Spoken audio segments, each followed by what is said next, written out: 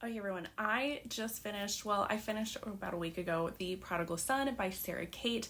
This book comes out this week on April 24th. This is the last book of the Good Brothers series, and I highly recommend checking this one out.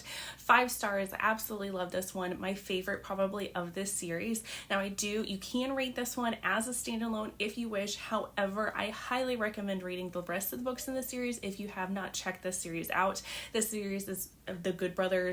It's about 4 different brothers of this family that is kind of falling apart. Their father is an evangelical preacher that has fallen from grace, so to speak, and his sons find out about some of his indiscretions.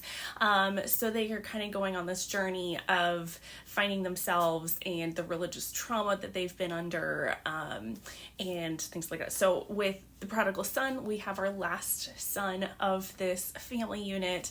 He is gay and he came out to his father when he was young.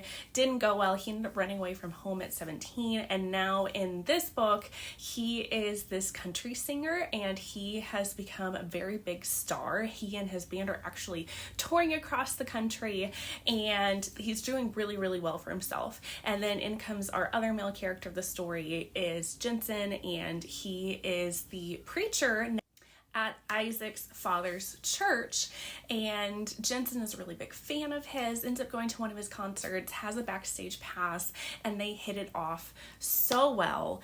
They immediately have this magnetism towards each other and they just want to keep learning more about each other and spending more time together. However, both of them are still closeted to the public.